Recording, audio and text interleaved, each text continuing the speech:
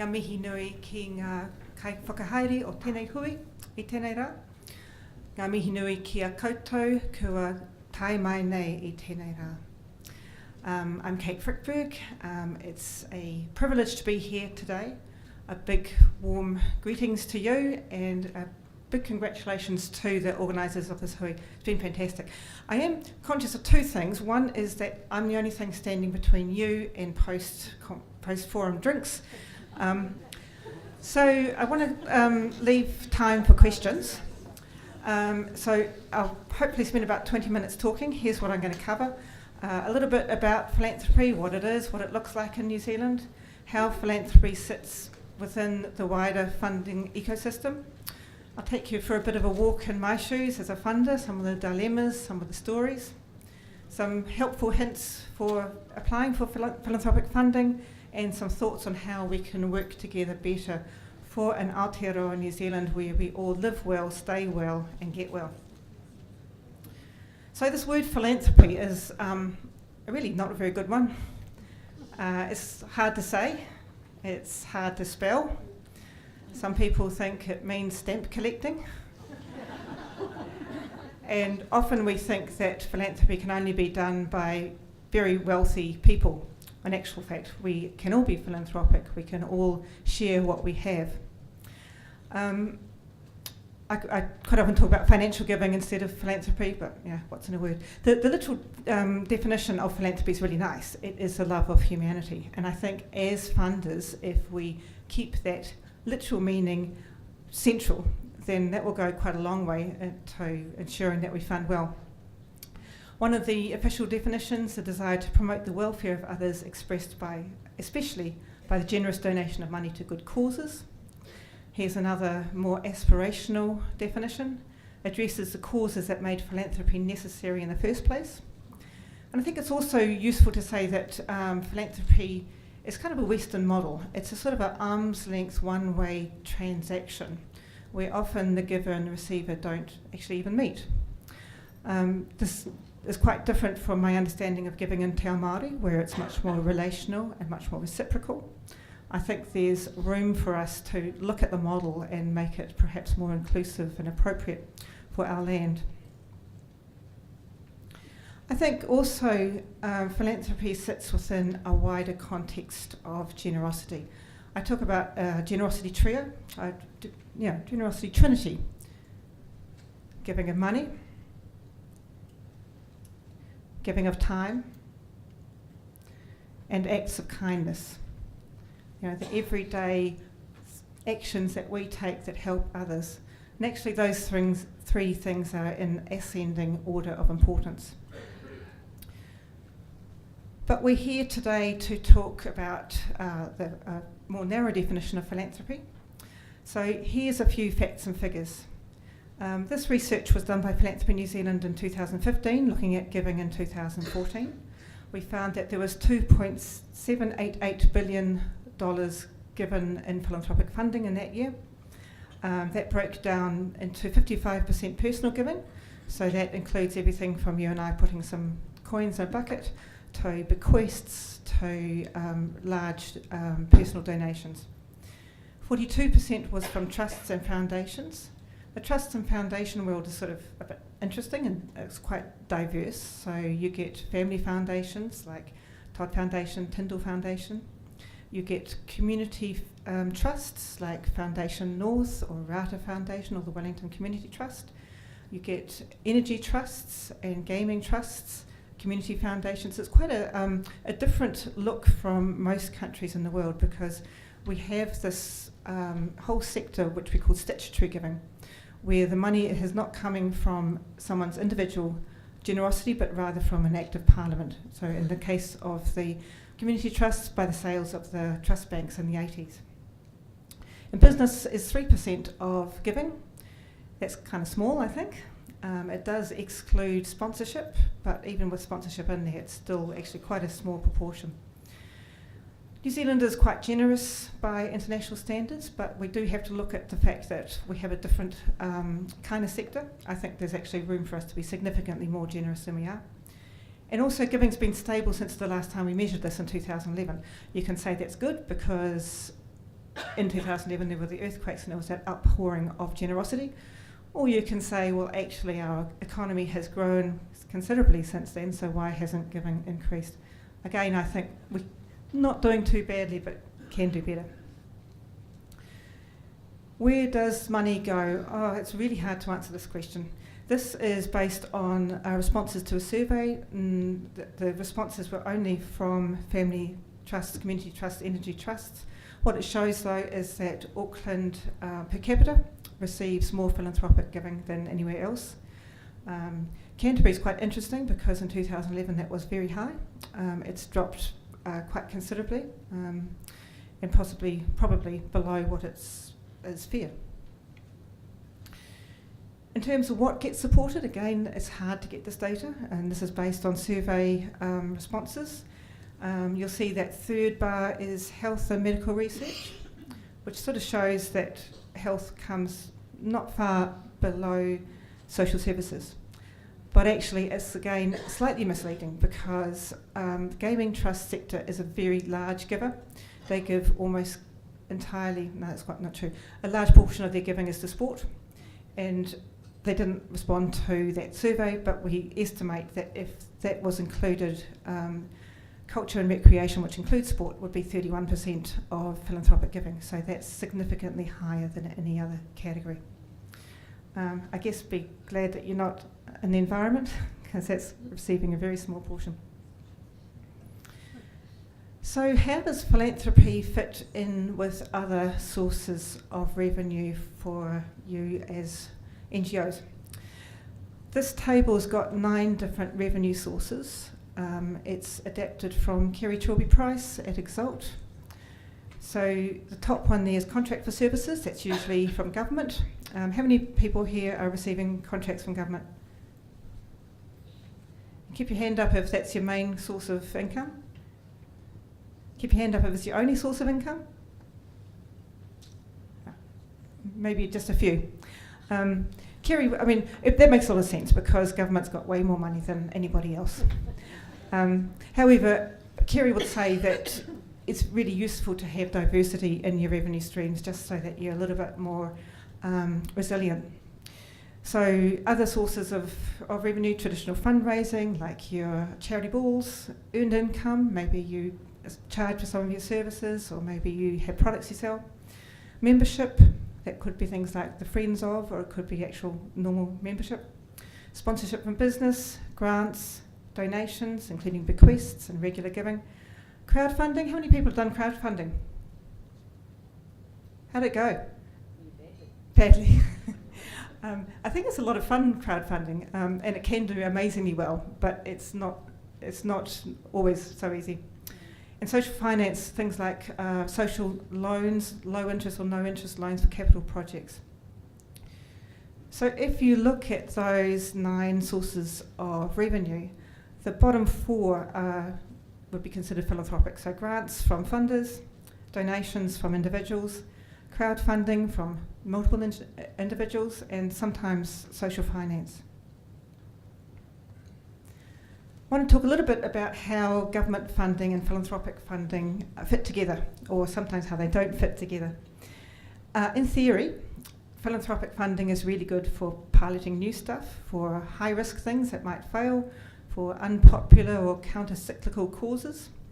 And in theory, government funding is good for substantial long-term baseline funding and service delivery. And that's how things are supposed to work. In an ideal world, you'd get philanthropic funding to try out a new initiative, and then when you show it works, then you get baseline funding from government. The problem is that there's a bit of a grey area in between.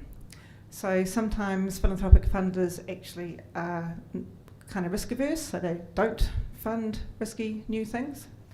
And sometimes philanthropic funders find themselves with people coming to them saying, oh, government used to fund this, but can you fund it now? Because they think it should be funded somewhere else. Which is all well and good, but if the health vote is 16 billion and total philanthropic giving over all causes is 2.7 billion, trying to ask philanthropy to fund what government could or should it's sort of like putting, a litre of milk in a thimble.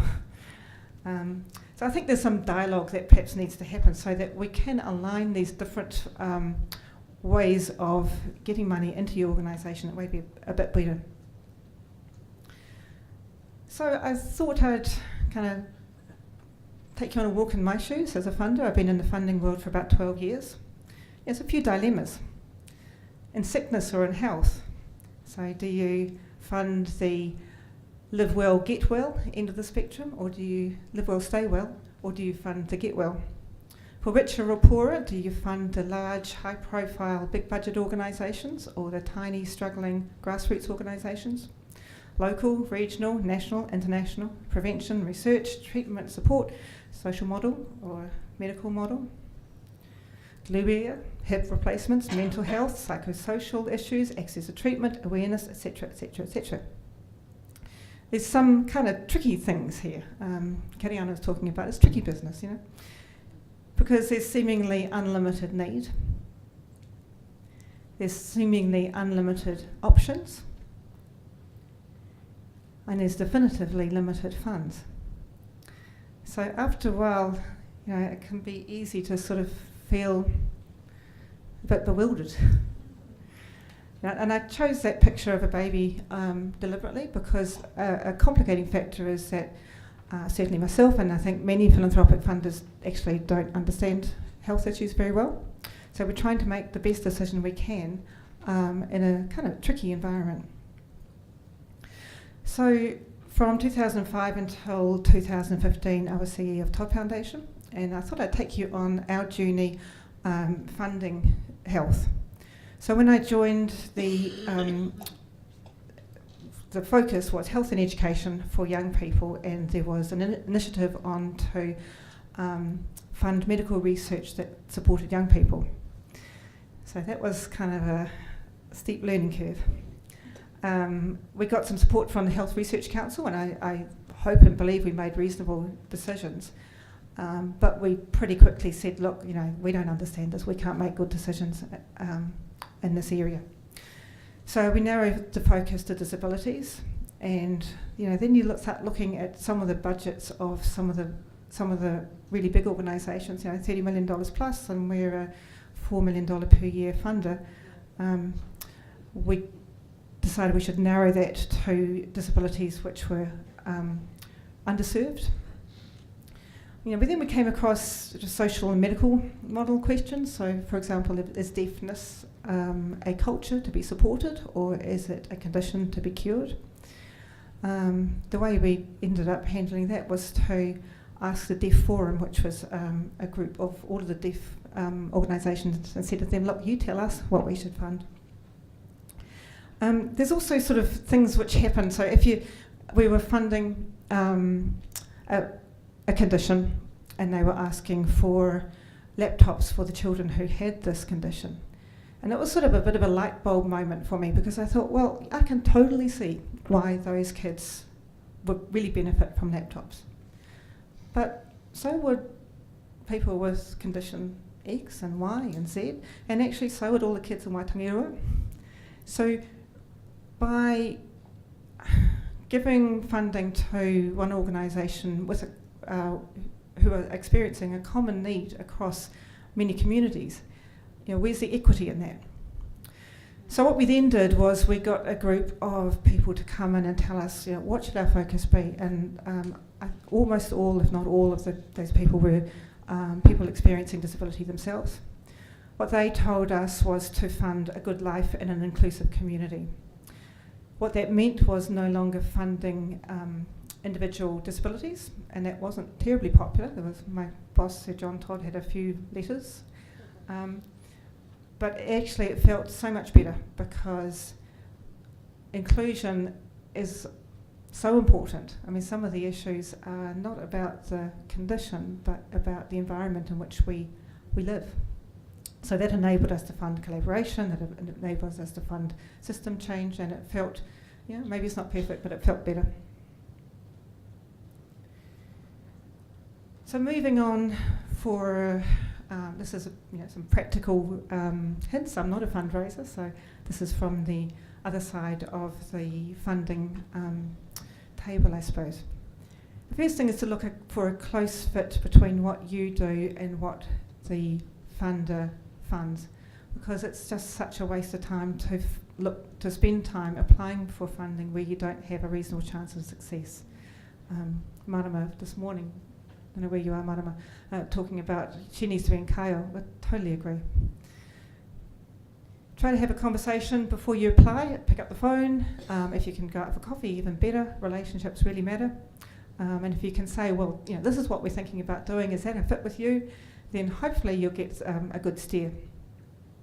Look at who else they've funded and how much. If they've funded people like you, then or aligned with you, then there's you've probably got a slightly better chance.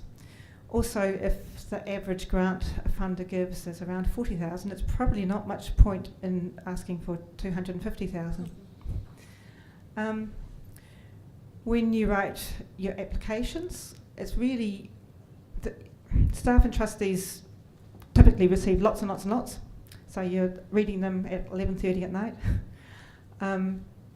So keep it succinct, make it really simple and clear. Pretend that the person knows nothing about you or the cause that you are running, and make it really concrete too. Because sometimes, I'd read an application and I think, I've seen all these words, but I actually still don't really understand what they do on a day-to-day basis. So it's really helpful to have that there, so you're not asking people to do that extra digging. We try and do it, but sometimes it's really difficult because of the amount of funding requests you might be getting.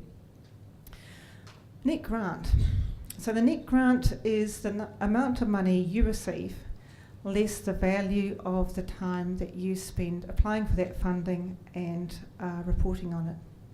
So keep track of the hours you're spending, and if you put against that time the rate you would pay if you were outsourcing that, you can then get a figure for what it's really costing you to look for funding. So if you don't get the funding, then actually your net grant is negative. But sometimes even if you do get the grant, if it's been a really labour-intensive process, your net grant will be significantly smaller than that money you actually receive. Funders, there's a lot of changes that need to happen in the funding world, and funders, there's so many of us ask for so much more than we should be asking for. We have really unreasonable processes. And it needs to change, but it can only change if people tell funders this. So funders are often blissfully or unaware that out there people are using expletives about how totally unreasonable funders are. They're unaware because nobody's told them.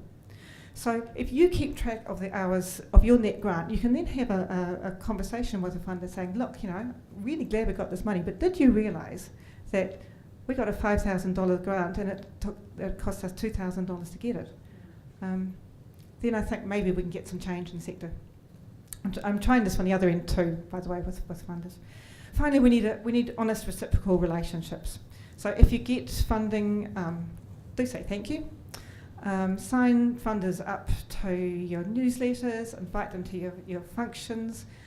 When things go wrong, let people know. Too often we have this sort of dance where you hear nothing and then eventually you get a accountability report and it says everything's wonderful and it was a chore to write that report. It may be a sort of a bit of a spin on what actually happened because you don't want to tell what actually happened because that might reduce your chances of getting funding next time. The funder's perfectly aware that it's a spin and actually nobody's better off. So, relationships really matter. So how can we work together for an Aotearoa New Zealand where we all live well, stay well and get well? So, and by we all, I'm talking about government, I'm talking about funders, and I'm talking about not-for-profit organisations. And actually what really matters is the communities we're serving. Collective approaches, none of us can change the world alone.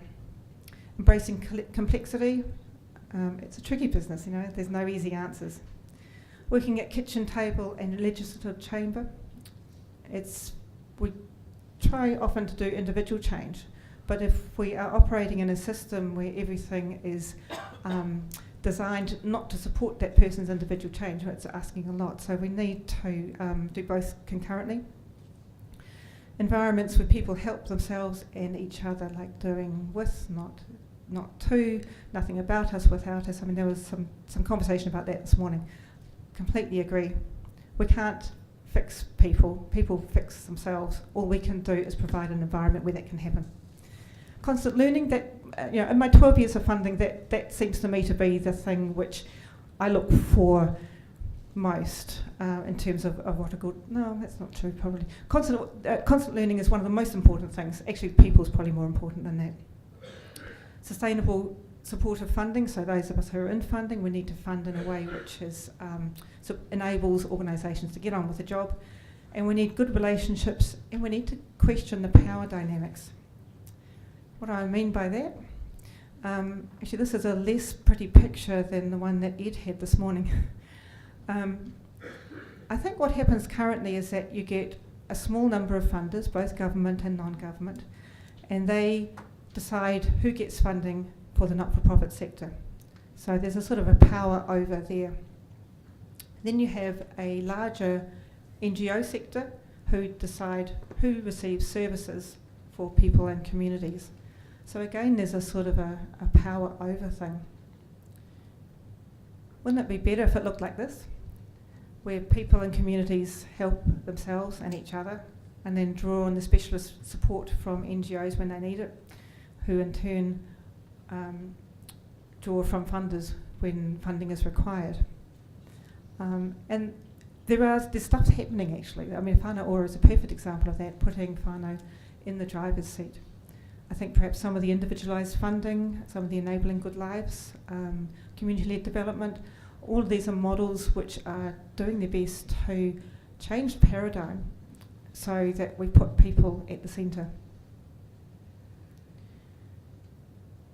How am I going for time? Okay. Yeah, I wasn't sure whether I talked to this one or not. Outcomes are so important. We really have to be trying to understand our outcomes. I've got worries though about the unintended consequences when we link funding to outcomes. So if you imagine Jane has been battling depression and she's been to Organisation X, and actually she's feeling a whole lot better now. Is that because she went to Organisation X? Or is it because she's done some work herself? Or is it because of her family or her new job or the medication?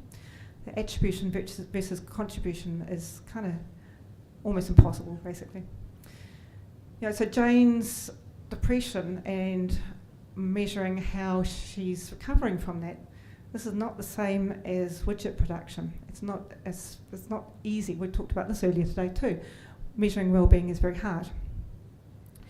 If Organisation X's survival depends on being able to prove outcomes, it encourages what I'm calling success theatre and vanity metrics. These are terms from the startup world. They have some of the same problems.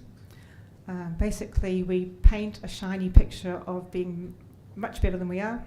We claim success when it might not be ours, and we include the metrics which make us look good. There's also perverse incentive to take the easy cases. If you need to show that you've made X change, it's going to be hard to choose people who have got very, very complex needs. And also, I think it objectifies the people we work with. They end up being ticks on a checkbox. So outcomes are really important, but I think we need to be so careful about the unintended consequences, especially when we make funding dependent on proving those outcomes. Final thought, it's all about people, putting people, communities and relationships at the centre of what we do. Nō reira, tēnā koutou katoa.